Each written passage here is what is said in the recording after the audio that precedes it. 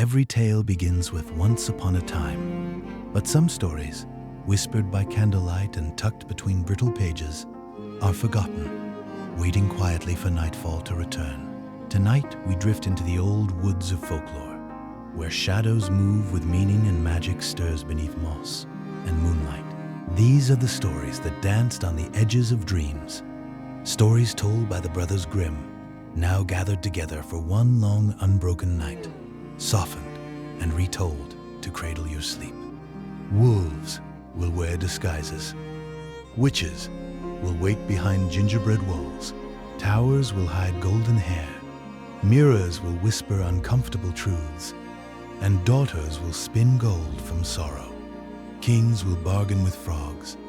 And a boy no one believed in will inherit a kingdom simply for being kind. But don't worry. Tonight, every ending is gentle, and the path home is always safe. Before we dive in, take a moment to like and subscribe if you enjoy these cozy nights, and share this with someone who could use a gentle story tonight.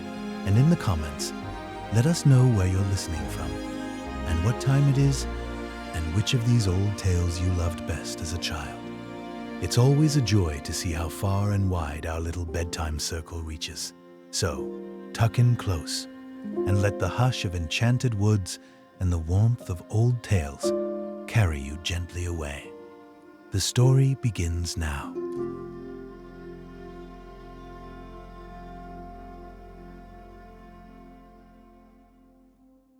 I keep a book for nights like this, old, hand-bound, found years ago in a shuttered shop that no longer exists on any map I could point to. Its cover is scorched faintly at one corner, as though someone once held it too close to a candle and pulled back just in time. Its pages don't sit quite flat anymore. They curl slightly inward, the way old wood curls near a fire. Whoever owned it before me wrote in the margins, in a hand smaller and steadier than mine. Not corrections, not notes for a child, but small private reactions, as if they were reading these tales for the first time too, and couldn't help responding to them right there on the page. Tonight the book falls open on its own, the way it sometimes does, to a page softer with age than the others, as if it's been returned to more often than the rest. The first page is soft with age, the ink slightly faded, as if this one has been read more than the rest. At the edge of a great forest, in a small, leaning cottage, with a single crooked chimney, there lived a poor woodcutter with his wife and his 2 children, Hansel and Gretel. The years had not been kind to them. A great famine had settled over the land like a second, colder winter. And no matter how carefully the woodcutter's wife rationed what little they had, the flour jar on the shelf grew lighter with each passing week, until, shaking it, produced only a thin, hollow rattle. One night, unable to sleep for worry, the woodcutter lay beside his wife and said quietly, "What is to become of us? We can no longer even feed ourselves, let alone the children." "Husband," she replied, her voice low and strained, "tomorrow, at daybreak, we will take the children into the thickest part of the forest. We will light a fire for them and give them each a small piece of bread, then tell them we must go cut wood and leave them there. They will never find their way back to us, and we will be freed of the burden." "I cannot do that," the woodcutter said. "How could I leave my own children alone in the forest? The wild animals would find them within the hour. Then we shall all 4 starve together," she said. "You might as well go plane the boards for our coffins now." She did not relent, no matter how he argued through the night. And at last, worn down by hunger and exhaustion, he agreed, though his heart ached with every word of it. Hansel and Gretel, too hungry themselves to sleep soundly, had heard everything through the thin wall between the rooms. Gretel wept bitter tears into her pillow. "Hush, Gretel," Hansel whispered. "Don't cry. I'll find a way to help us." When the house had gone quiet, Hansel rose carefully, unlatched the door, and slipped out into the yard. The moon hung full and bright above the cottage, and the small white pebbles scattered along the path outside glimmered like scattered coins in its light. Hansel filled both his pockets as full as they would hold, then crept back inside. "Sleep now, Gretel," he said. "God will not abandon us." At first light, before the sun had fully cleared the treetops, the stepmother woke the children roughly. "Get up, you lazy things. We're going into the forest to gather wood." She handed each of them a small piece of bread. "This is for midday. Don't eat it too soon, for there won't be more." Gretel carried the bread tucked beneath her apron, since Hansel's pockets were already full of stones. As they walked, Hansel paused now and then, glancing back toward the cottage. "Hansel, what are you looking at?" "Keep walking," his father said, though there was no real sharpness in it, only tiredness. "I'm looking at my little white cat, sitting on the roof, trying to say goodbye to me," Hansel said. "Fool," muttered the stepmother. "That's no cat. That's only the morning sun catching the chimney." But Hansel had not been looking at any cat at all. Each time he paused, he had let a small white pebble fall from his pocket onto the path behind them. Deep in the forest, the woodcutter built a small fire, and the stepmother said, "Sit here and rest, children. We'll go and cut wood, and when we're finished, we'll come back for you." Hansel and Gretel sat by the fire's warmth and ate their bread when noon came, listening to what they believed was the sound of their father's axe striking a tree nearby. But it was only a branch the woodcutter had tied to a dead trunk, swinging and knocking in the wind, meant to fool them into thinking he was still close by. By evening, exhausted from waiting, Gretel began to cry. "How will we ever get out of this forest?" "Wait until the moon rises," Hansel said. "Then we'll find the way." When the full moon climbed above the trees, Hansel took his sister's hand, and together they followed the trail of pebbles, gleaming faintly like scattered stars fallen to the forest floor, walking through the entire night until, as dawn broke, they finally arrived back at their own front door. Their father wept with joy to see them, for his heart had been heavy with guilt every hour they'd been gone. Their stepmother, though she scolded them for staying away so long, could not entirely hide her displeasure that they had returned at all. Not long after, hunger crept over the household once again, and one night the children overheard the same terrible conversation repeating itself through the wall. "The children must go," the stepmother said, "this time deeper into the forest, so deep they cannot possibly find their way home again." Hansel rose again that night to gather pebbles, but this time, when he reached the door, he found it had been locked from outside. He returned to Gretel, defeated. "Don't worry," he whispered. "I'll think of something else." In the morning, each child received an even smaller piece of bread than before. As they walked, Hansel broke his piece into crumbs, letting them fall one by one along the path, pausing often as he had before, claiming to see his little dove sitting on the roof, saying farewell. They were led even deeper into the forest that day, to a part neither child had ever seen, and once again left by a fire with the promise of return. Once again, evening fell without their parents coming back. "Wait for the moon, Hansel," Gretel said, remembering last time. But when the moon rose and they searched for the trail of crumbs, they found nothing at all. The forest birds, hungry themselves in that long famine, had eaten every last crumb along the way. "We'll find our way regardless," Hansel said, though his voice wavered slightly. They walked through that night and the next day, eating only a few berries they found along the way, growing wearier with each passing hour, until on the third morning, exhausted and half-starved, they came upon a beautiful white bird singing so sweetly that they stopped to listen. When it finished its song, it spread its wings and flew ahead of them, and the children, having nothing better to guide them, followed.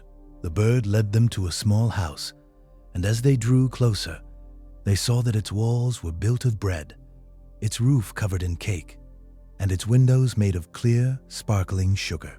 "Let's eat," Hansel said. I'll try the roof. You try the window, Gretel. It looks sweet."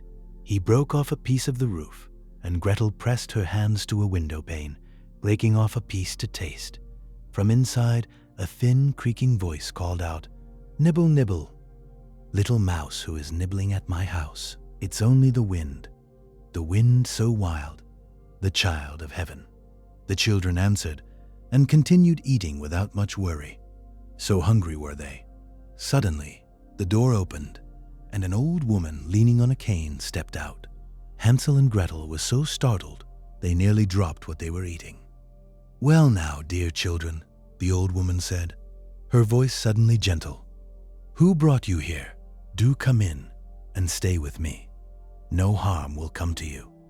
She took each child by the hand and led them inside, where a fine meal of milk, pancakes, sugar, apples, and nuts awaited them.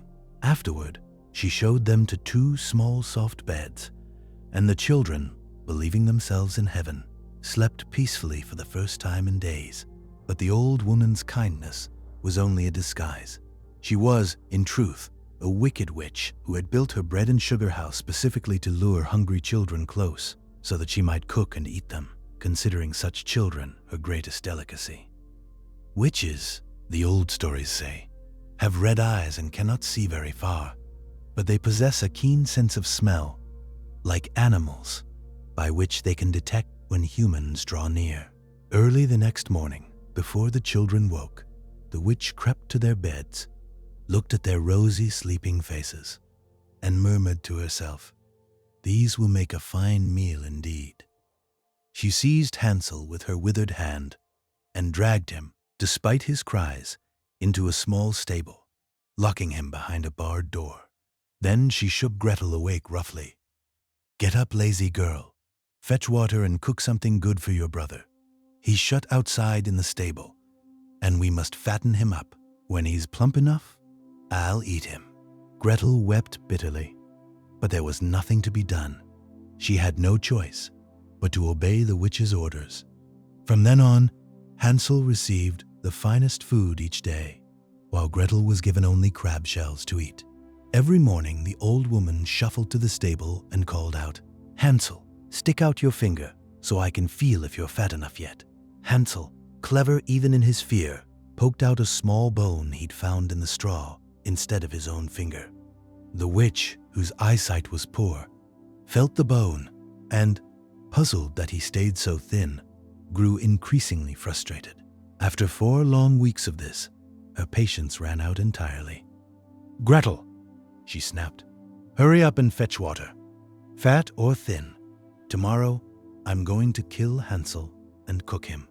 Gretel wept as she fetched the water, tears streaming down her cheeks. "Dear God, please help us," she prayed.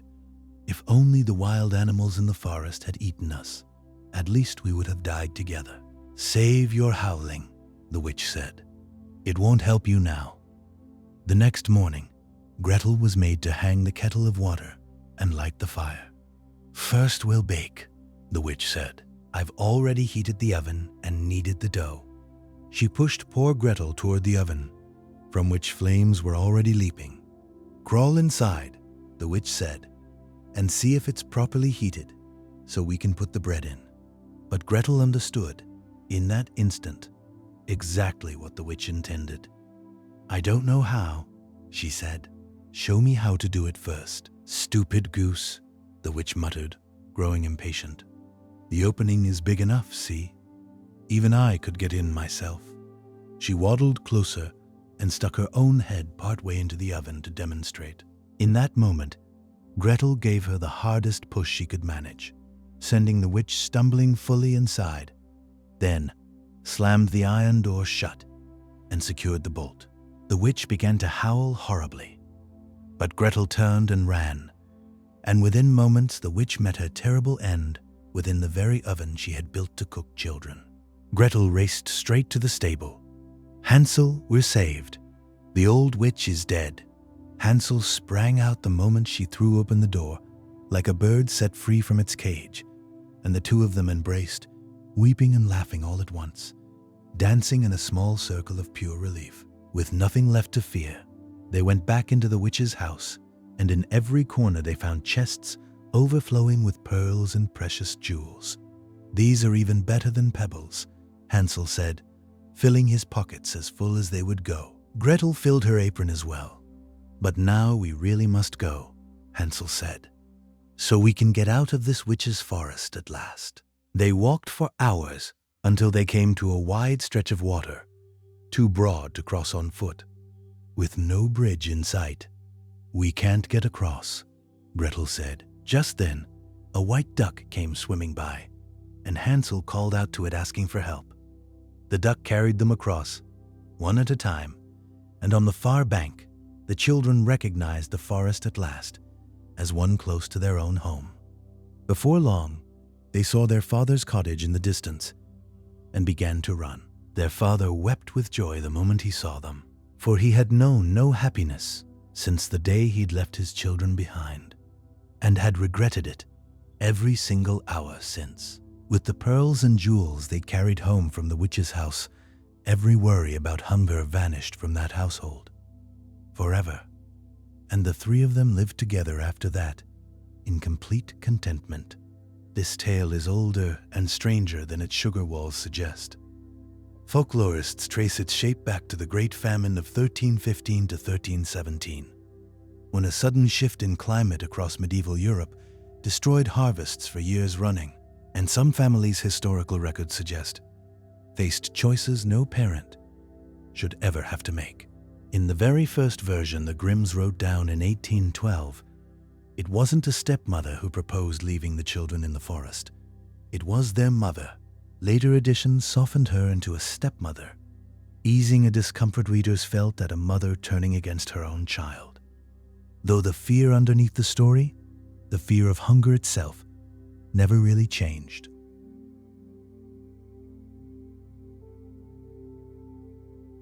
The book turns its own page, catching on the corner as though eager to move forward. Once, in a small village at the edge of the woods, there lived a sweet little girl, so dearly loved by her grandmother that the old woman gave her a cap of red velvet, which suited her so perfectly that from then on, everyone called her Little Red Riding Hood. One morning, her mother said, "Come, Little Red Riding Hood, here is a piece of cake and a bottle of wine for your grandmother. She is sick and weak, and this will do her good. Set off before it gets too hot, and walk properly, and don't stray from the path, or you might fall and break the bottle, and then your grandmother will have nothing." "I will do everything just as you say," Red promised, and set off with her basket. Her grandmother lived deep in the woods, half a mile past the village, and Red had no sooner entered the shade of the trees than she met a wolf. Not knowing what a wicked creature he was, she felt no fear at all. "Good day, Little Red Riding Hood," said the wolf. "Thank you kindly, wolf. Where are you going so early?" "To my grandmother's." "What are you carrying under your apron?" "Cake and wine. We baked yesterday, and my grandmother is sick and weak, and this will strengthen her."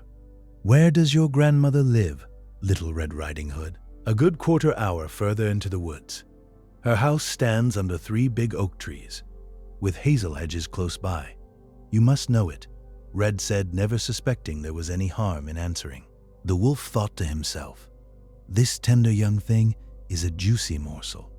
She will taste better than the old woman. I must be clever so as to catch them both."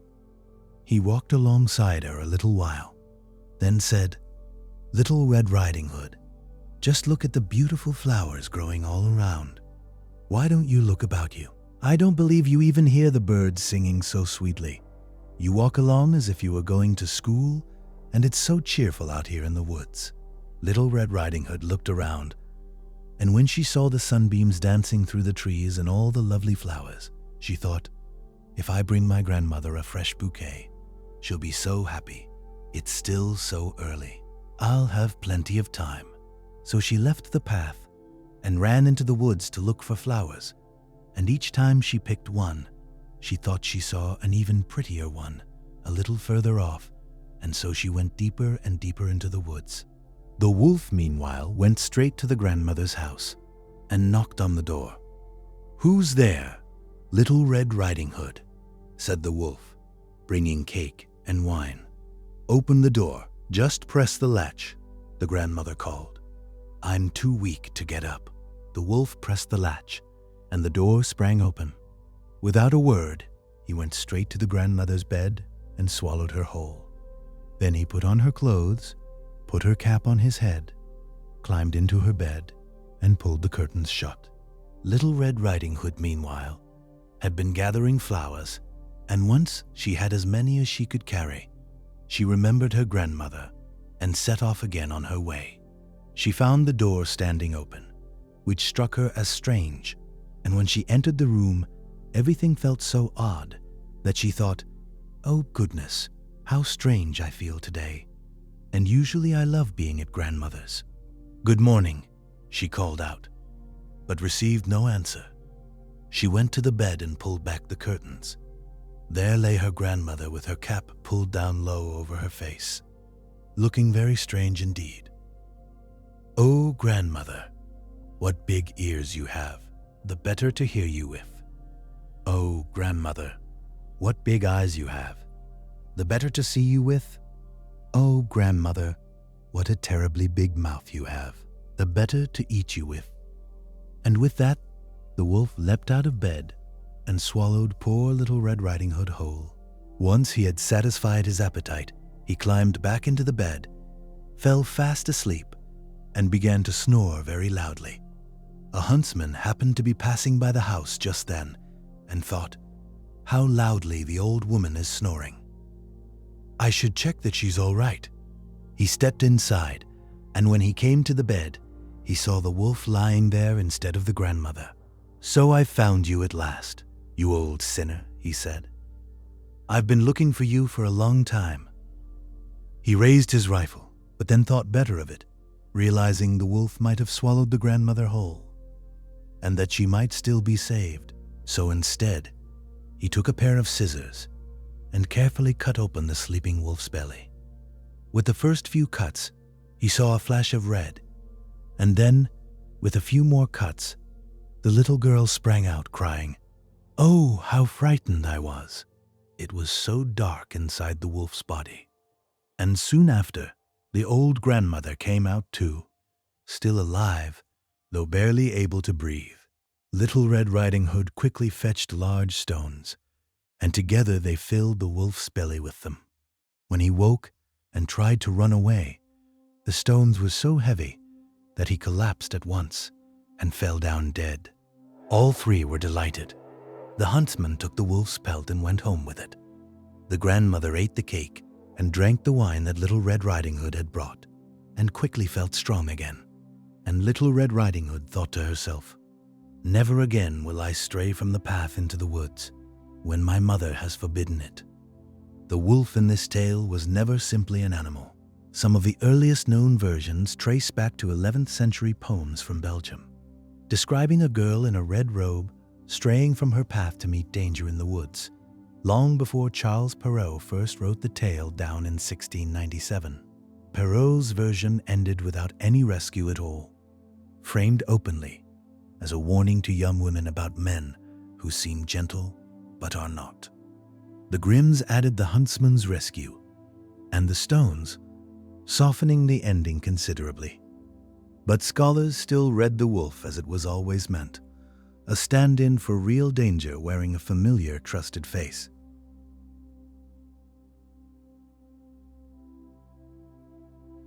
A pressed flower falls loose from between two pages, faded almost to nothing.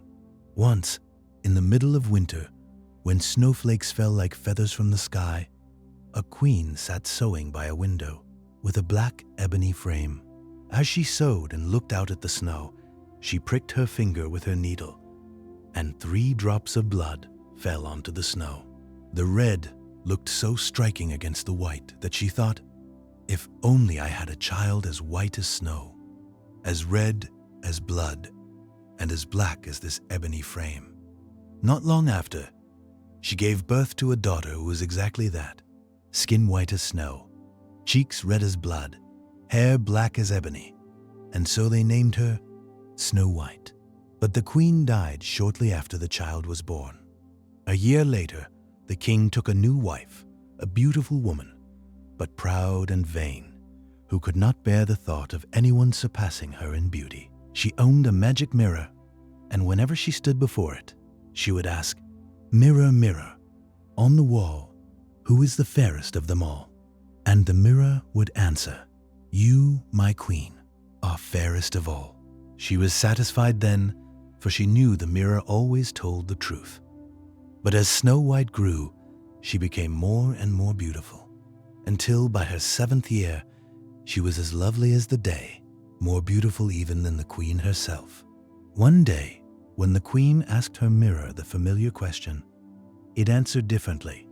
"Queen, you are fair, it is true, but Snow White is 1,000 times fairer than you." The queen went pale with shock, then flushed red with envy. From that hour, whenever she looked at Snow White, her heart turned over with hatred. Envy and pride grew in her heart like weeds, taller every day, until she could find no peace, day or night. At last, she called a huntsman to her. "Take the child into the forest," she commanded. "I never want to see her again. Kill her and bring me her lungs and liver as proof." The huntsman obeyed and led Snow White deep into the woods. But as he drew his knife, Snow White began to weep. "Oh, dear huntsman, let me live. I'll run into the wild forest and never come back." She was so lovely that the huntsman took pity on her. "Run then, poor child," he said, and thought to himself that the wild animals would soon end her regardless, though his heart felt lighter for not being the one to do it. He killed a young boar instead and brought its lungs and liver to the queen as proof.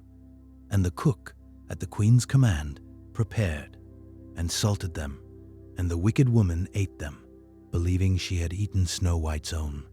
Snow White, meanwhile, wandered alone through the vast forest, growing more frightened with every step, until, as evening approached, she came upon a small house and went inside to rest. Everything within was tiny but neat. A table set with 7 small plates, 7 small cups, and along the wall, 7 small beds in a row. Hungry and thirsty, Snow White ate a little from each plate, since she didn't want to take anyone's whole portion, and drank a sip from each cup. Then, exhausted, she tried each bed until she found one that fit her, and fell fast asleep. When it grew dark, the owners of the house returned home. 7 dwarfs who worked in the mountains, digging for ore. They lit their 7 little lamps and saw at once that someone had been in their house. "Who's been sitting in my chair?" said the first. "Who's been eating from my plate?" said the second. "Who's been drinking from my cup?" said the third, and so on, until the 7th dwarf looked at his bed and cried out, "Someone is lying in my bed." The others gathered around, and there they found Snow White, fast asleep. "Goodness," they whispered, "what a beautiful child." They didn't wake her, and the 7th dwarf slept an hour with each of his companions that night, so as not to disturb her rest. In the morning, Snow White woke, and frightened at first to see 7 bearded little men staring at her, told them her story once the initial fright passed. Moved by her plight, they offered a bargain. "If you'll keep house for us, cook, make the beds, wash, sew, and knit, and keep everything neat and orderly, you may stay with us, and you shall want for nothing." Snow White agreed gladly. Each morning the dwarfs went to the mountains to dig for gold, and each evening they returned, and Snow White had their meal ready for them. But she was alone all day, and the dwarfs warned her, "Beware of your stepmother. She will soon know you're here. Let no one into the house." The queen, believing her rival long dead, asked her mirror the familiar question once more, only to receive a chilling reply. Snow White lived still, sheltered in the mountains with 7 small dwarfs, and remained 1,000 times fairer than the queen. Rage swept over her, and she disguised herself as an old peddler woman and set off for the dwarf's cottage. She knocked and called out, "Fine wares for sale, fine wares." Snow White peeked out the window. "Good day, good woman. What have you got?" "Fine things, beautiful things," the old woman replied. "Bodice laces in every color." She held up a particularly lovely lace of colorful silk. "Surely I can let this honest old woman in," Snow White thought, and unbolted the door and bought the pretty laces. "Come, child, let me lace you up properly," the old woman said, and began threading the laces through the bodice's eyelets. But suddenly she pulled them so tight and so fast that Snow White couldn't breathe and fell down as though dead.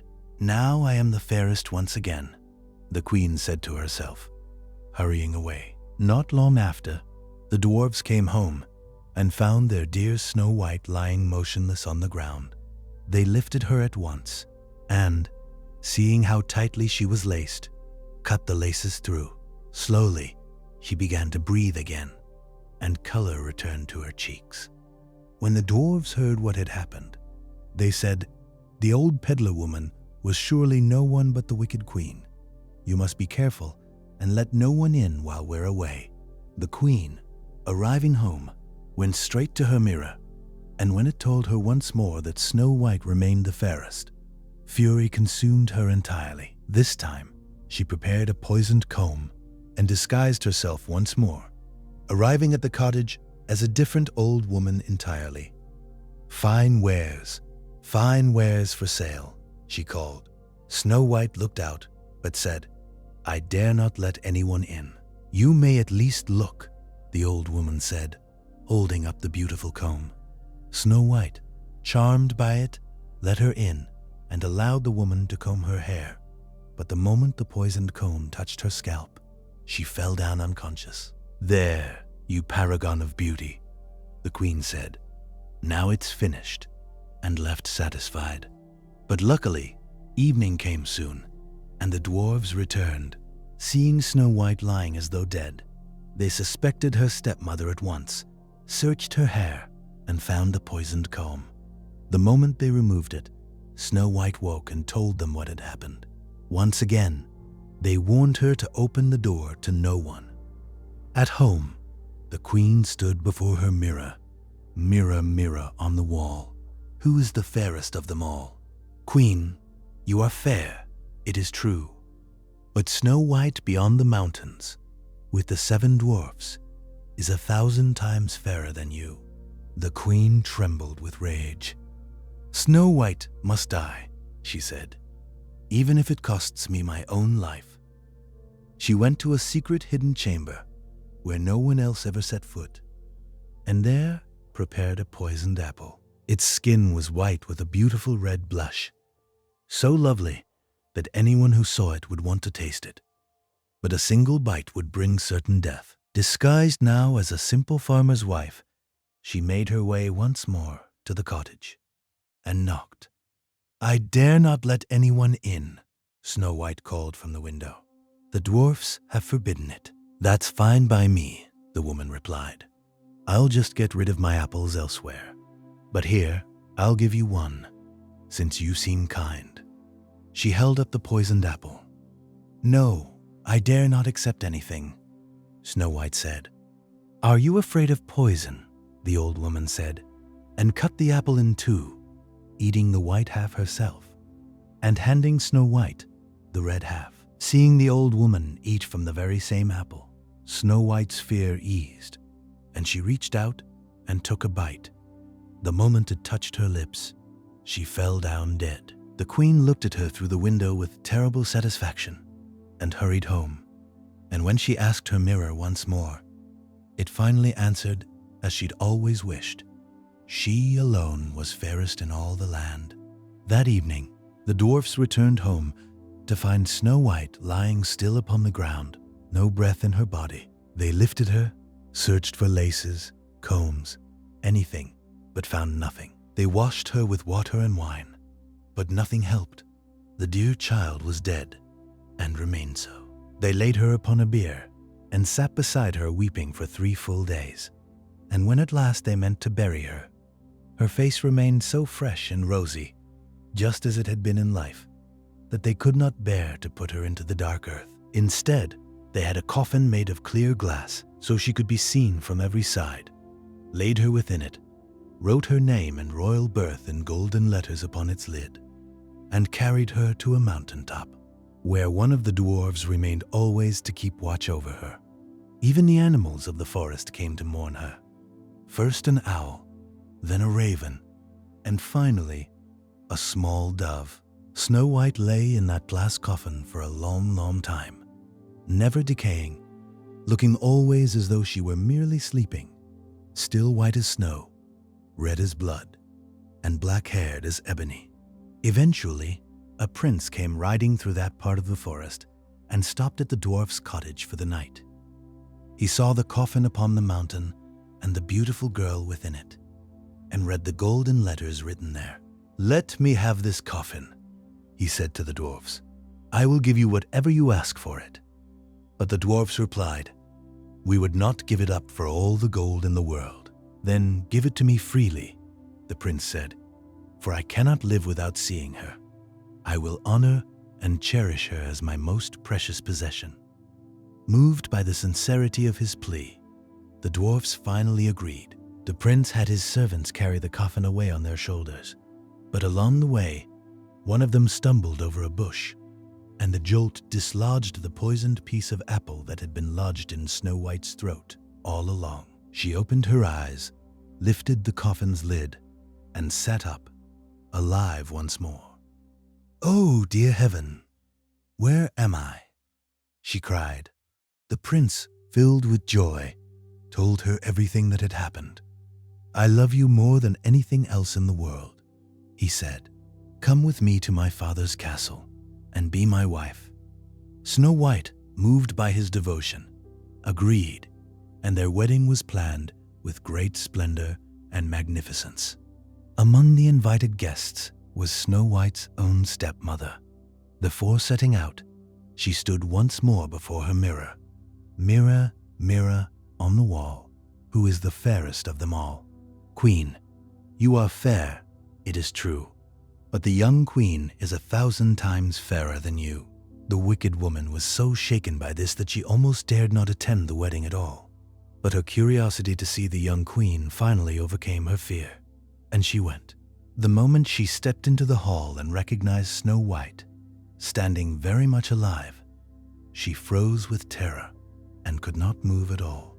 The 1812 version the Grimms first recorded was considerably darker than the tale told today. In that earliest telling, it was Snow White's own mother, not a stepmother, who grew envious of her daughter. A detail later editions changed to soften the discomfort of a mother turning against her own child. The mirror, the apple, and the number 7 all carry old symbolic weight across European folklore, tied to ideas of vanity, temptation, and completeness that predate the Grimms by centuries. This page carries a pressed leaf, brittle and colorless with age, tucked exactly where the tower first appears. There once lived a man and his wife who had long wished in vain for a child. At the back of their house was a small window overlooking a splendid garden, filled with beautiful flowers and vegetables, but surrounded by a high wall, for it belonged to a powerful enchantress, feared by everyone, and no one dared enter. One day, the wife stood at the window looking down into the garden and spotted a bed of Rapunzel growing so fresh and green that she felt an overwhelming longing to taste it. The craving grew every day, and because she knew she could never have it, she grew pale and miserable. Her husband, worried for her, asked what troubled her. "If I don't get some Rapunzel from the garden behind our house, I shall die," she said. Loving her dearly, he thought, "Before I let my wife die, I'll fetch some of that Rapunzel myself, whatever the cost." At twilight, he climbed over the wall into the enchantress's garden hastily grabbed a handful of Rapunzel and brought it to his wife, who made it at once into a salad and ate it greedily. But it tasted so good to her that the next day her craving was 3 times as strong. To ease her suffering, her husband climbed the wall again that evening. But the moment his feet touched the ground, he was startled to find the enchantress standing before him. "How dare you," she said, her eyes flashing, "climb into my garden like a thief and steal my Rapunzel? This will go badly for you. Please," he begged, "have mercy. I only did it out of necessity. My wife saw your Rapunzel from our window and felt such a longing for it that she would have died if she hadn't eaten some." The enchantress's anger softened slightly. "If it's as you say, I will allow you to take as much Rapunzel as you like, on one condition. When your wife's child is born, you must give it to me. I will care for it well, like a mother."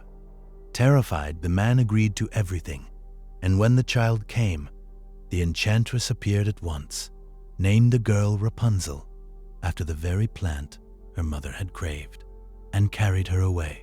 Rapunzel grew into the most beautiful child beneath the sun. When she turned 12, the enchantress shut her away in a tower, deep in a forest, with neither stairs nor door, only a small window at the very top.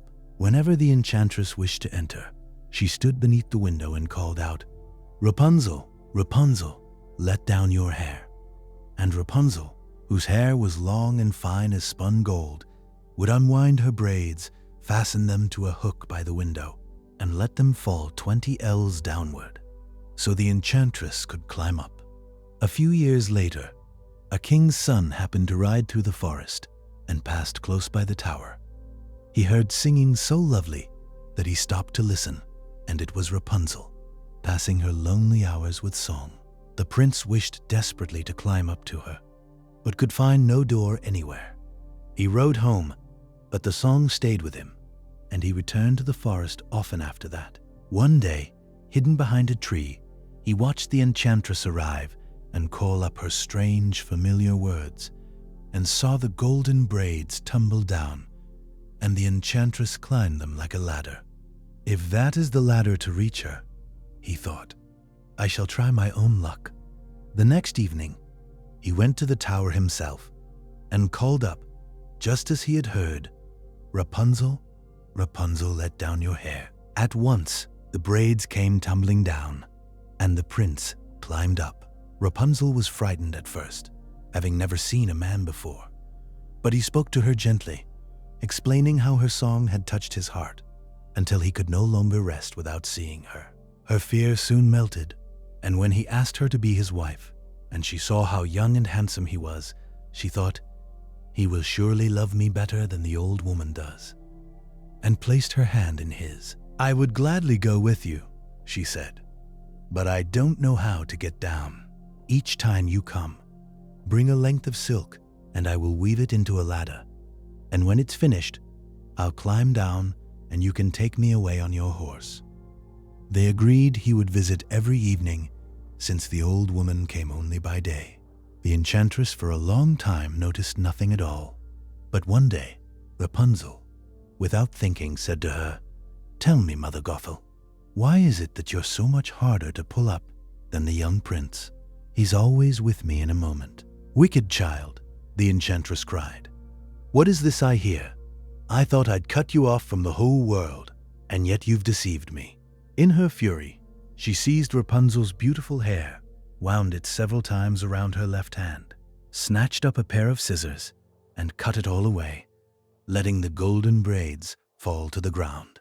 Then, unmoved by any pity, she carried Rapunzel to a desolate wilderness, far from any other living soul, and left her there to suffer in wretched misery. That same evening, the enchantress fastened the severed braids to the hook by the window, and when the prince came calling as always, "Rapunzel, Rapunzel, let down your hair," she let the hair fall. The prince climbed up, but instead of finding his beloved, he found the enchantress, glaring at him with cold, vengeful eyes. "So," she said scornfully, "you've come for your darling. But the pretty bird no longer sits in her nest, and she sings no more. The cat has taken her, and it will scratch out your eyes too. Rapunzel is lost to you forever. You will never see her again." The prince was overcome with grief, and in his despair threw himself from the tower.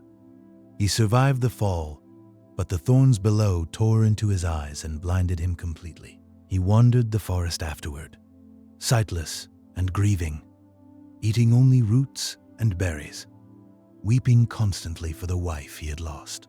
For years he wandered this way, until at last he came to the desolate wilderness where Rapunzel now lived in poverty, having borne twins, a boy and a girl. He heard a voice he recognized at once, and made his way toward it, and Rapunzel recognized him too, and threw her arms around him, weeping.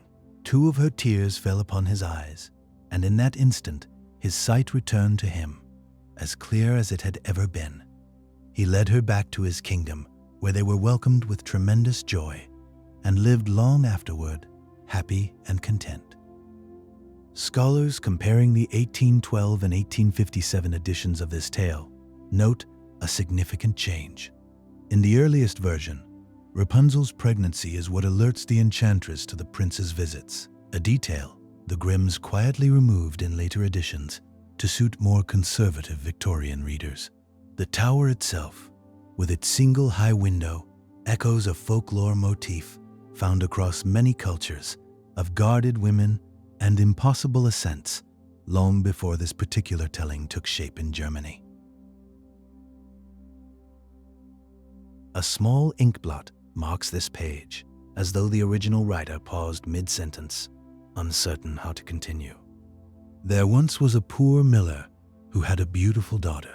One day, he happened to speak with the king, and to make himself seem important, he said, "I have a daughter who can spin straw into gold." The king said to the miller, "That is an art that pleases me well. If your daughter is as skilled as you say, bring her to my castle tomorrow, and I will test her." When the girl was brought to him, the king led her to a room entirely filled with straw, gave her a spinning wheel and reel, and said, "Now set to work, and if by morning you have not spun this straw into gold, you shall die." Then he locked the door and left her alone. The poor miller's daughter sat there, utterly at a loss, for she knew nothing at all about spinning straw into gold. And her fear grew until she began to weep. Suddenly the door opened, and a strange little man stepped inside. "Good evening, Miss Miller's daughter. Why are you crying so?"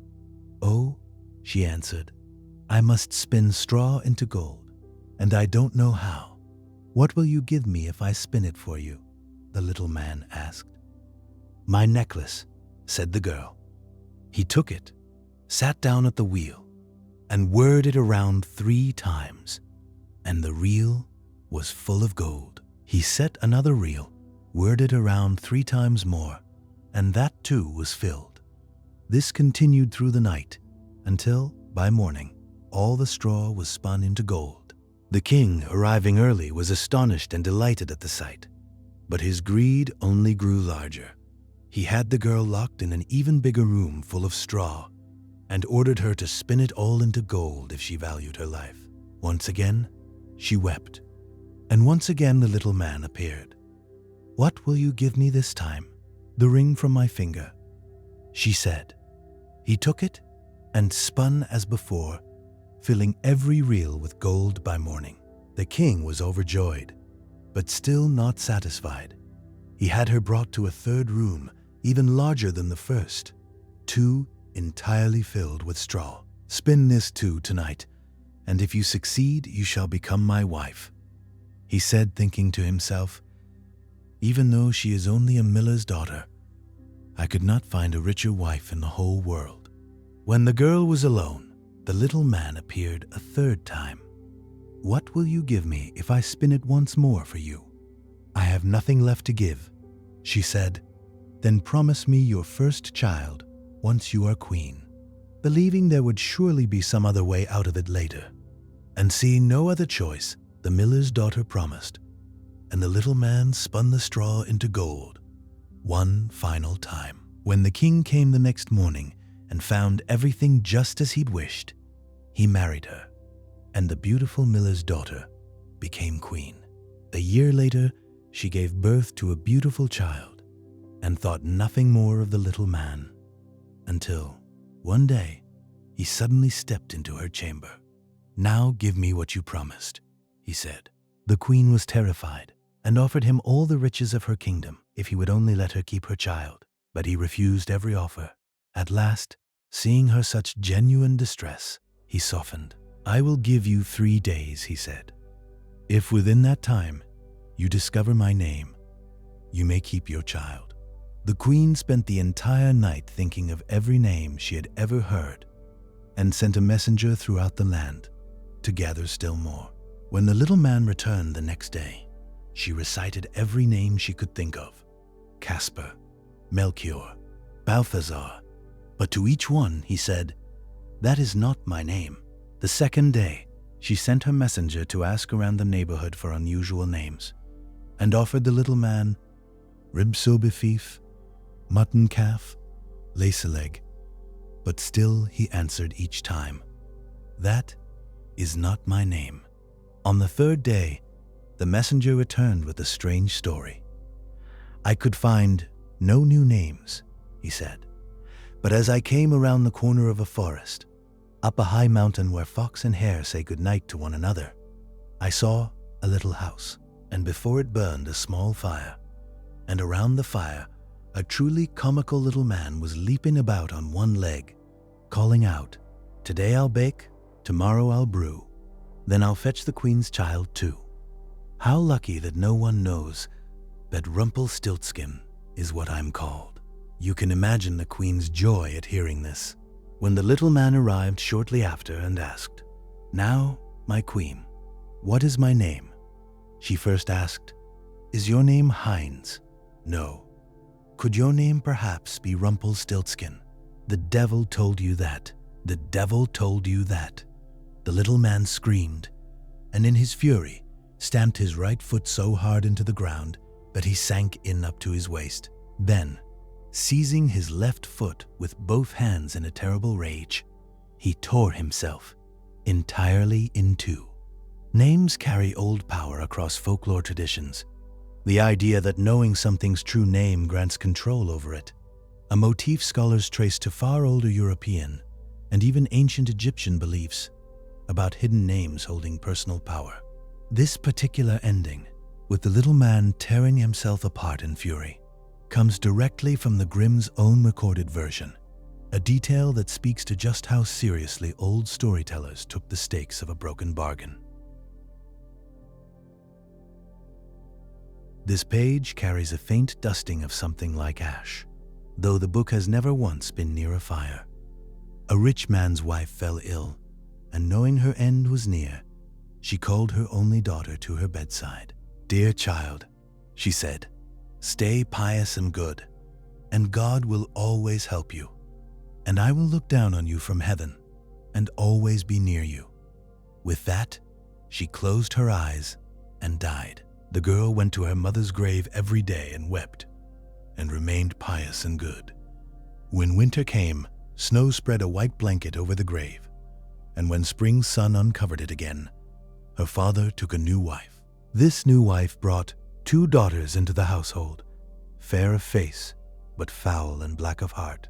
From that day on, hard times began for the poor stepchild.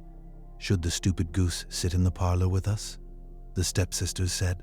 "Whoever wants to eat bread must earn it. Out with the kitchen maid." They took away her fine clothes, dressed her in an old gray smock, and gave her wooden shoes. "Just look at the proud princess now," they laughed, and led her to the kitchen. There she had to do hard work from morning until night, rise before daybreak, carry water, light fires, cook, and wash. On top of that, the sisters did everything they could to torment her, mocking her, pouring peas and lentils into the ashes so she'd have to sit and pick them out again. In the evening, when she was worn out from work, there was no bed for her, and she had to lie in the ashes beside the hearth. Because she always looked dusty and dirty, they began calling her Cinderella. One day, her father was going to a fair and asked his 2 stepdaughters what he should bring them. "Beautiful dresses," said one. "Pearls and jewels," said the other. "And you, Cinderella?" he asked. "What do you want?" "Father, break off the first branch that brushes against your hat on your way home, and bring me that," she said. He bought fine dresses, pearls and jewels for the stepdaughters, and on his way home, as he rode through a green thicket, a hazel branch brushed against him and knocked off his hat. He broke it off and brought it home, giving his stepdaughters what they'd asked for. He gave Cinderella the hazel branch. She thanked him, went to her mother's grave, and planted the branch there, weeping so hard that her tears watered it thoroughly. It grew and became a beautiful tree. Cinderella went to it 3 times each day, weeping and praying, and each time a little white bird came and settled in the tree. And whenever she spoke a wish, the bird would throw down to her whatever she had wished for. Now it happened that the king announced a festival to last 3 days, to which all the beautiful young women of the land were invited, so that his son might choose a bride.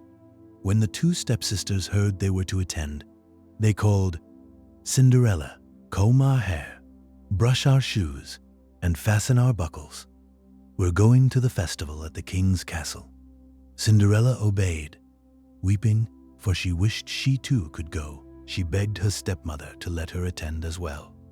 "You, Cinderella," her stepmother said, "covered in dust and dirt, you want to go to the festival? You have no dress, no shoes, and yet you want to dance." But when Cinderella pleaded further, her stepmother finally said, "I've dumped a dish of lentils into the ashes. If you can pick them out again in 2 hours, you may come." Cinderella went through the back door into the garden and called out, "You gentle doves, you turtle doves, all you birds beneath the sky, come and help me pick the good ones go in the pot, the bad ones go in your crop." Birds came flying from every direction and picked out every good lentil in under an hour. But when Cinderella brought the dish to her stepmother, hoping now she would be allowed to attend, her stepmother said, "No, Cinderella, you have no proper clothes, and you don't even know how to dance." When Cinderella cried at this, her stepmother set an even harder task, hoping to be rid of her complaints entirely. And when Cinderella completed that too with the bird's help, her stepmother still refused her and departed for the festival with her own 2 daughters, leaving Cinderella entirely alone. Once they were gone, Cinderella went to her mother's grave beneath the hazel tree and said, "Shake and shake, little tree. Throw gold and silver down on me." The bird threw down a gown of gold and silver, and slippers embroidered with silk and silver.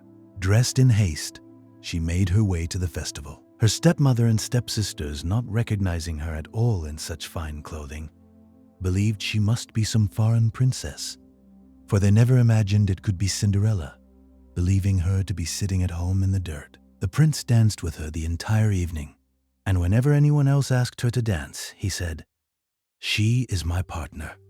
When evening came, she wished to leave, and though the prince wanted to walk her home, she slipped away and disappeared into the pigeon coop. The prince waited for her father, told him a strange maiden had run into the pigeon coop, and the old man thought, could it be Cinderella? He fetched an axe and picked and broke the coop open, but found no one inside, for Cinderella had already slipped out the back and returned to the ashes beside the hearth. The second night's festival brought the same result, with an even finer dress given by the bird, and the same prince refusing to dance with anyone else, and the same swift disappearance at evening's end, this time into a pear tree, which her father chopped down without finding her at all, for she had already climbed down the other side and returned home. On the 3rd night, the dress was the most splendid yet, entirely of gold, and the slippers were made of pure gold as well. The prince had ordered the entire staircase coated with pitch, and when Cinderella tried to slip away as before, her left slipper stuck fast in the pitch. The prince picked it up and it was small and delicate, entirely of gold. The next morning, he went to Cinderella's father and declared, "No one shall be my wife, except the one whose foot fits this golden slipper." The stepsisters were overjoyed, for they had lovely feet, and the eldest took the slipper to her room to try it. But her toe was too large, and try as she might, it wouldn't fit. Her mother handed her a knife. "Cut off your toe. Once you're queen, you won't need to walk anymore." The girl cut off her toe, forced her foot into the slipper, hid her pain, and went out to the prince. He took her up onto his horse as his bride and rode off. But their path led directly past the grave beneath the hazel tree, and two small doves called out from its branches, "Look back, look back. There's blood in the shoe. The shoe is too small, and the true bride waits still for you." The prince looked down and saw the blood flowing, and turned his horse around at once, bringing the false bride home again.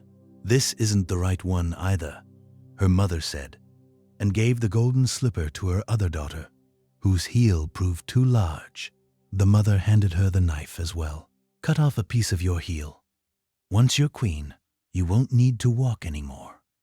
The girl cut away part of her heel, forced her foot in, hid her pain, and went out to the prince, who once again took her as his bride and rode away. But once again, as they passed the hazel tree, the doves called out, "Look back, look back. There's blood in the shoe. The shoe is too small, and the true bride waits still for you." The prince looked down, saw blood soaking through her white stocking, and turned back once more. "There is no other daughter here," her father said, then added, "except my dead wife's stepchild, but she couldn't possibly be the one." The prince insisted on seeing her anyway, and Cinderella's stepmother said, "Oh no, she's much too dirty. She couldn't possibly be seen." But the prince insisted, and Cinderella was called forth. She washed her hands and face, and when she went in and curtsied, the prince held out the golden slipper. She sat down, slipped off her heavy wooden shoe, and slid her foot into the golden slipper, which fit perfectly, as though made for her alone.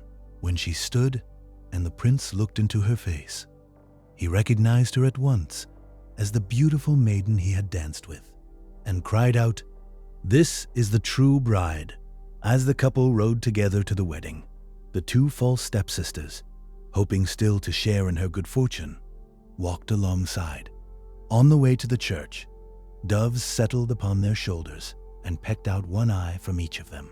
And on the way back from the church, the doves pecked out their remaining eyes as well, punishing them for their wickedness and falsehood for the rest of their lives. The name Aschenputtel translates roughly to Little Ash Girl, and etymologists note the Grimms borrowed this ash imagery from the French Cendrillon, itself rooted in an even older Cinderella-type story recorded in China around 850 AD. The tale of Ye Shan. Ash carries old symbolic weight in this story, representing both a period of mourning and a kind of quiet purification the girl endures before her circumstances finally change. This page is slightly damp at the edge, as if it once sat too near an open window during rain. In the old days, when wishing still worked, there lived a king whose daughters were all beautiful, but the youngest was so lovely that even the sun itself, having seen so much, marveled at her face every time it shone upon her. Near the castle stood a great dark forest, and beneath an old lime tree, in that forest, was a well. On hot days, the princess would go there and sit at its cool edge, and when she grew bored, she would take a golden ball and toss it up and catch it, for it was her favorite pastime. One day, her aim faltered, and the ball did not fall back into her hands, but rolled straight into the well and sank out of sight. She wept and wept harder still, inconsolable, until a voice called out, "What troubles you, princess? You weep so hard even a stone would take pity." She looked around and saw a frog poking his fat, ugly head out of the water. "Oh, it's you, old water splasher," she said. "I'm crying because my golden ball has fallen into the well." "Be still and don't cry," the frog said. "I can help you, but what will you give me if I bring your plaything back?" "Whatever you want, dear frog," she said. "My clothes, my pearls and jewels, even my golden crown." "I don't want your clothes, your pearls, or your crown," the frog replied. "But if you will love me and let me be your companion and playmate, sit beside you at your table, eat from your golden plate, drink from your cup, and sleep in your own bed, then I will fetch your ball for you." "Oh yes," she said. "I promise you anything you want, if only you bring back my ball." But privately, she thought, what nonsense he talks. He just sits in the water croaking with other frogs. How could he ever be a companion to anyone? The frog, once she'd given her word, ducked his head under water and returned moments later with the ball in his mouth, tossing it onto the grass. Delighted, the princess snatched it up and ran off at once, giving no further thought to the frog at all, despite his cries of, "Wait, wait, take me with you. I can't run as fast as you." The next day, as she sat at dinner with the king and all his courtiers, something came crawling up the marble staircase, and upon reaching the top, knocked at the door and called, "Princess, youngest princess, open the door for me." She ran to see who it was, and finding the frog, slammed the door quickly and returned to her seat. Quite frightened, the king, noticing her distress, asked what troubled her. "There is a disgusting frog outside," she said, "who fetched my golden ball from the well yesterday, and I promised he could be my companion, though I never thought he could actually leave the water. Now he's outside wanting to come in." There was a second knock, and the voice called again, "Princess, youngest princess, open the door for me. Don't you remember what you said to me yesterday, beside the cool waters of the well?" "You must keep your promise," the king said. "Go and let him in." She obeyed, and the frog hopped inside and followed her to a chair. "Lift me up beside you," he said. She hesitated until the king ordered it, and once seated on the chair, the frog wanted to be lifted onto the table, and once there, said, "Now push your golden plate closer, so we may eat together." She did, though clearly with great reluctance, and the frog ate heartily, while she could barely swallow a bite. At last, the frog said, "I've eaten my fill and am tired now. Carry me to your room and prepare your silken bed, so that we may lie down together and sleep." The princess began to cry, dreading the cold, clammy frog she was expected to share her bed with. But the king grew angry. "The one who helped you in your time of trouble should not be despised by you now." Reluctantly, she picked him up between two fingers, carried him to her room, and set him down in the corner as far from her bed as possible. But he crept toward her and said, "I'm tired too, and want to sleep as comfortably as you. Lift me up, or I'll tell your father." At this, she grew furious, snatched him up, and threw him with all her strength against the wall. "Now you'll be quiet, you disgusting frog." But the moment he struck the wall and fell to the ground, he was no longer a frog at all. He had become a prince, with kind and beautiful eyes, standing before her exactly as she saw him now. He explained that a wicked enchantress had cursed him, and that no one but the princess herself could have freed him from the well and broken his enchantment. With her father's blessing, the two became engaged, and the following morning, a splendid carriage arrived, drawn by 8 white horses, all decked in white ostrich plumes and golden chains, and behind it stood the prince's faithful servant, who had grieved so terribly at his master's transformation that iron bands had been fastened around his heart to keep it from breaking. Together, the prince and princess climbed into the carriage and set off for his kingdom, where they lived from that day forward happily and contentedly. This tale's ending has shifted more than most across its retellings. The now famous kiss that breaks the curse is largely a later addition, absent entirely from the Grimm's own recorded version, where it's the princess's frustrated honesty, not affection, that frees him. The well itself carries old symbolic weight in European folklore as a threshold between worlds, a place where bargains made likely tend to matter more than expected.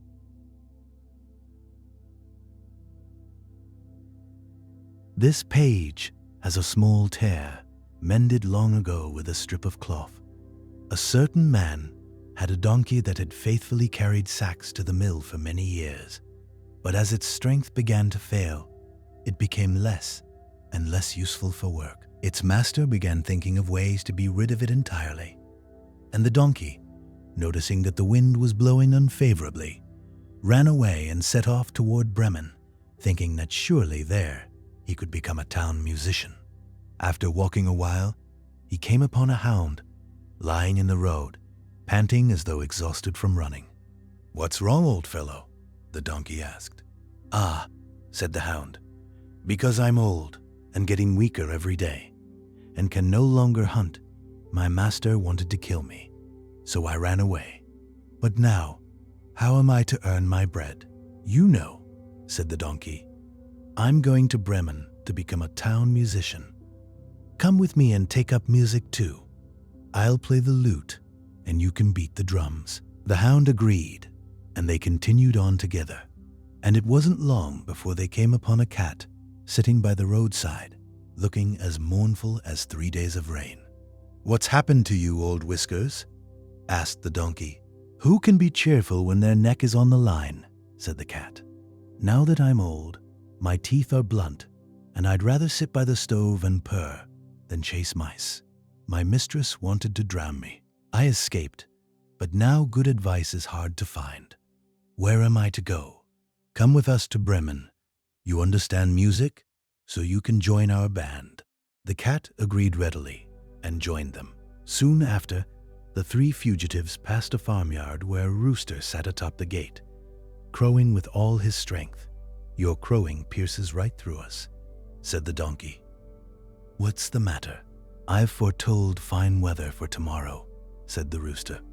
"But because guests are coming this Sunday, the mistress has no mercy and told the cook to put me in the soup pot tomorrow, so tonight I'm to have my head cut off. Now I'm crowing with all my might, while I still can." "Come along with us instead, Redcomb," said the donkey. "We're going to Bremen. You have a fine voice, and together our music will be something wonderful." The rooster gladly accepted, and all 4 continued on together. They could not reach the city of Bremen in a single day, however, and by evening they came to a forest where they decided to spend the night. The donkey and hound lay beneath a large tree. The cat climbed into its branches, and the rooster flew to the very top, where he felt safest of all. Before falling asleep, he looked around in every direction and thought he saw a small light glimmering in the distance. He called down to his companions that there must be a house nearby, and the donkey said, "Then let's get up and go there, for the shelter here isn't very comfortable." The 4 of them set off toward the light and soon saw it shining brighter and brighter until they arrived at a robber's house brightly lit. The donkey, being tallest, approached the window and looked inside. "What do you see, old gray horse?" asked the rooster. "What do I see?" said the donkey. "A table set with wonderful food and drink, and robbers sitting around it, enjoying themselves." "That would suit us well," said the rooster. "Yes, indeed, if only we were there," the donkey agreed. Together, the animals discussed how they might drive the robbers out, and at last they devised a plan. The donkey placed his front hooves on the windowsill. The hound climbed onto the donkey's back. The cat climbed atop the hound. And finally, the rooster flew up and perched on the cat's head. Once arranged, on a signal, they all began their music at once. The donkey braying, the hound barking, the cat yowling, and the rooster crowing. And then all 4 burst through the window into the room, sending glass shattering everywhere. The robbers, hearing this terrible din, sprang up in terror, certain a ghost had descended upon them, and fled into the forest as fast as they could run. The four companions then sat down at the table, ate what remained with great satisfaction, as though they hadn't eaten in a month, and once finished, extinguished the light, and each found a comfortable spot to sleep. The donkey in the yard, the hound behind the door, the cat by the warm hearth, and the rooster upon a beam near the roof. At midnight, when the robbers saw from a distance that the light in the house was out, and all seemed quiet, their captain said, "We shouldn't have let ourselves be frightened so easily," and sent one man back to investigate. Finding everything still and dark, the robber crept into the kitchen to light a candle, and mistaking the cat's glowing eyes for live coals, held a match up to them, hoping to light it. The cat, unamused, sprang at his face, spitting and scratching. Terrified, the robber ran for the back door, but the hound lying there jumped up and bit his leg. As he raced across the yard past the dung heap, the donkey gave him a sharp kick with his hind leg, and as the commotion woke the rooster, who crowed loudly from his perch, "Cock-a-doodle-doo!" The robber ran back to his companions as fast as he could and gasped, "There's a horrible witch sitting in the house who spat on me and scratched my face with her long claws. By the door stands a man with a knife who stabbed me in the leg. In the yard lies a black monster who struck me with a wooden club, and on the roof sits a judge who called out, 'Bring the rogue here.' So I got away as fast as I could." From that night forward, the robbers never dared return to the house, and the four Bremen musicians found themselves so pleased with their new lodging that they never bothered leaving it again. This tale belongs to a wide European tradition of animal companion stories, where aging or discarded creatures find worth in cooperation rather than in what their owners once demanded of them. Unusually for a Grimm tale, it carries no villain punished by death, only robbers frightened into permanent retreat, a gentler resolution than most of its neighbors in the collection. This page is small, tucked almost like an afterthought between the longer tales on either side. There once was a shoemaker who, through no fault of his own, had become so poor that at last he had only enough leather left for a single pair of shoes. One evening, he cut out the leather, intending to sew the shoes the next morning. And since his conscience was clear, he went to bed peacefully, said his prayers, and fell asleep. The next morning, after his prayers, he sat down at his workbench to begin work, and found the shoes standing there already finished. Astonished, he could not understand it at all. He examined them closely and found the stitching so neat and perfect that not a single flaw could be found anywhere, as though it were meant to be a masterpiece. Soon after, a customer entered, and liking the shoes so much, paid more than the usual price for them. With the money, the shoemaker was able to buy leather for 2 more pairs. That evening, he cut them out again, planning to sew them the next day with fresh energy. But there was no need, for when he woke, they too stood finished on his bench. Buyers arrived quickly, paying so generously that he could now buy leather for 4 pairs. Early the next morning, he found all 4 pairs finished as well, and so it continued. Whatever he cut out in the evening was finished by morning, so that soon he had more than enough to live comfortably, and eventually became a wealthy man. One evening, not long before Christmas, after he had cut out the leather as usual, he said to his wife, "What would you think if we stayed up tonight to see who's been helping us so faithfully?" His wife agreed, lit a candle, and the 2 of them hid behind some clothes hanging in the corner of the room, watching closely. At midnight, 2 tiny, naked little men appeared, sat down at the shoemaker's bench, took up all the cut leather, and began stitching, sewing, and hammering with such nimble little fingers that the shoemaker could hardly believe his eyes. They worked without pause until everything was completely finished and standing neatly on the table, then vanished quickly out the door. "Those little men have made us rich," the shoemaker's wife said the next morning. "We really ought to thank them properly. They must be freezing running about with nothing on at all. Do you know what? I'll sew them little shirts, coats, waistcoats and trousers, and knit each a pair of stockings. And you make them each a small pair of shoes." "I'd like that very much," the shoemaker agreed. By the evening, everything was ready, and they laid the tiny gifts out on the table instead of the usual cut leather, then hid once more to watch. At midnight, the two little men came skipping in, ready to set to work as always. But instead of leather, they found the tiny clothes waiting. At first, they seemed surprised, but then great delight spread across their faces. They dressed themselves quickly, admiring their fine new clothes, and began singing, "Aren't we lads both fine and neat? Why should we be cobblers any longer?" They hopped and danced about, leaping over chairs and benches, until at last they danced straight out the door and were never seen in that house again.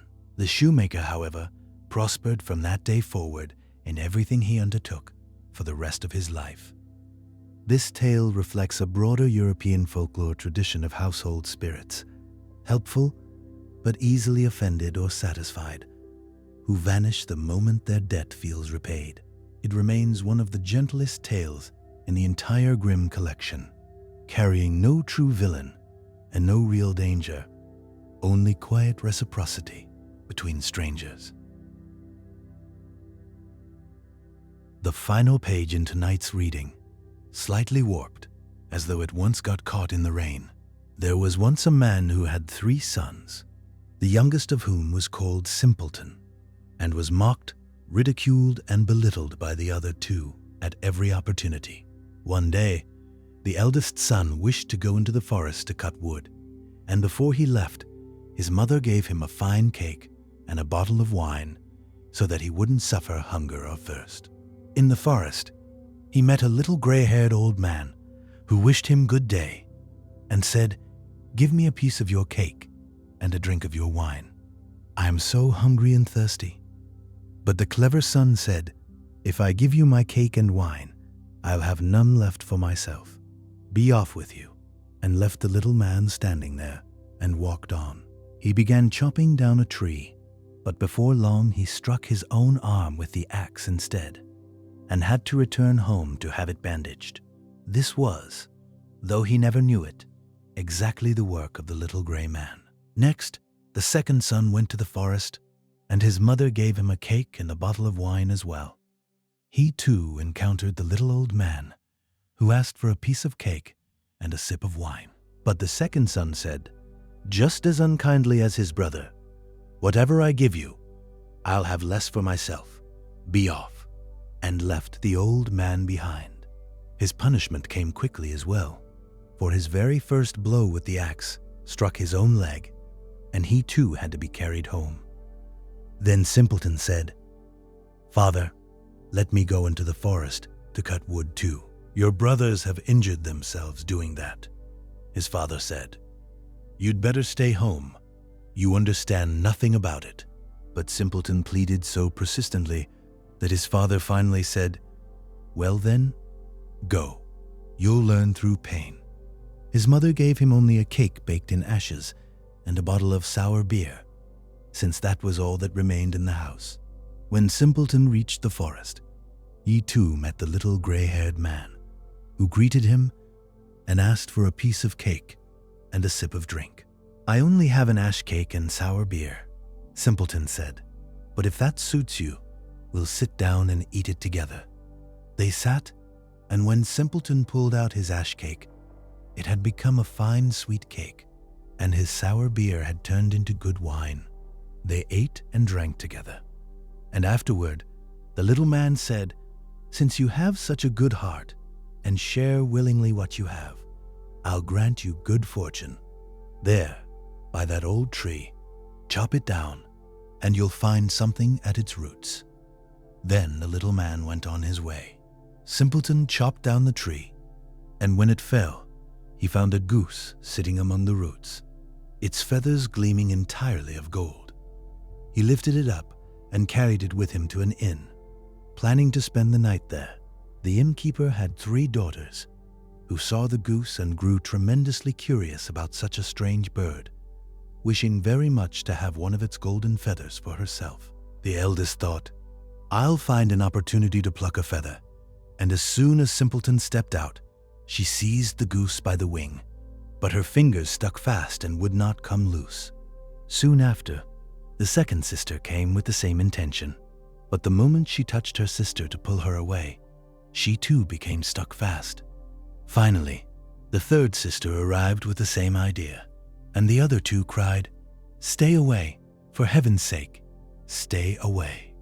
But she didn't understand why she should stay away, and thought, "If they're both there, I might as well go too." And the moment she touched her sister, she too became stuck, and all 3 had to spend the night that way, stuck to the goose and to each other. The next morning, Simpleton took the goose under his arm and set off without a thought for the 3 sisters stuck fast behind him. And they had to run along however they could, left and right, wherever his legs took him. In the middle of a field, they met a parson who, seeing the procession, cried out, "Shame on you girls, running after a young man through the fields like this. Is that proper behavior?" With that, he seized the youngest by the hand to pull her away, but the moment he touched her, he too stuck fast and had to run along behind them as well. Not long after, a sexton came along and saw his master the parson running along behind 3 girls and called out in astonishment, "Parson, where are you rushing off to? Have you forgotten we have a christening today?" He ran up and grabbed the parson's sleeve and immediately stuck fast to him too. As the 5 of them trotted along, one behind the other, 2 farmers happened to be walking home from the fields with their hoes, and the parson called out for them to help free him and the sexton. But the moment they touched the sexton, they too stuck fast, and now there were 7 altogether running behind Simpleton and his goose.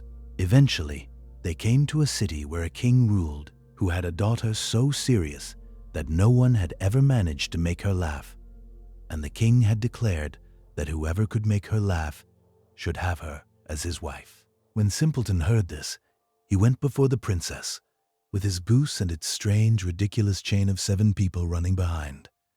And when she saw such an absurd procession, she burst out laughing so hard she nearly could not stop. Simpleton immediately claimed her as his bride, but the king, unwilling to give his daughter to someone he considered a simpleton, said he must first find a man who could drink an entire cellar full of wine. Simpleton remembered the little gray-haired man, went to the very tree where the goose had been found, and there sat a man weeping bitterly, saying he was so thirsty he could not quench it no matter how much he drank. Simpleton led him to the king's wine cellar, and the man drank until the entire cellar was empty. By evening, the king, still unwilling, set a second task, someone who could eat a mountain of bread. Simpleton returned to the same spot and found another man tightening a strap around his stomach and complaining that he had eaten a whole oven full of bread and remained just as hungry. Simpleton brought him before the king, and by the day's end, an entire mountain of bread, baked from the flour of the whole kingdom, had vanished entirely. For a third and final task, the king demanded a ship that could sail on both land and water alike, declaring that only then would he give his daughter's hand. Once again, Simpleton went to the forest, and there sat the same little gray-haired man he had shared his ash cake with. "I've eaten and drunk for you," the man said, "and now I'll give you the ship as well, because you were kind to me." And he gave Simpleton the ship that could travel over land as easily as over water.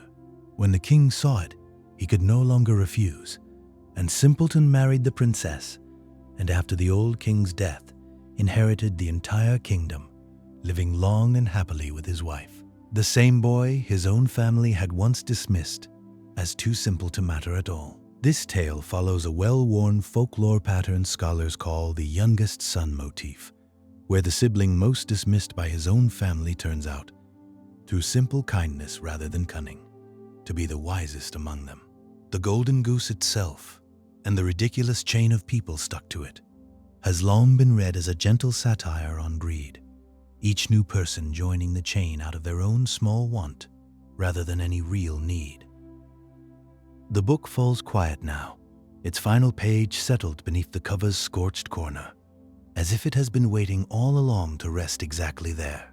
We've followed stones through dark trees, slipped past a wolf's disguise, tasted a poisoned apple, climbed a tower of golden hair, guessed a stranger's secret name, worn a glass slipper home, kept a promise beside a well, made music out of 4 unwanted voices, given thanks to 2 tireless little helpers, and shared a simple ash cake that turned out to be worth an entire kingdom.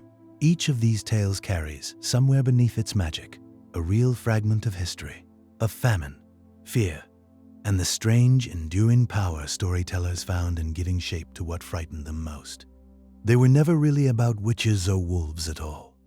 They were about hunger, kindness, patience, and the quiet courage it takes to keep walking when the path disappears beneath your feet. The book closes gently now, its scorched corner catching the last of the candlelight, one final time. Somewhere on some page we haven't opened yet, another story is already waking for another night. Wherever you are, whatever tomorrow holds, may these old tales carry you softly the rest of the way into sleep. Good night.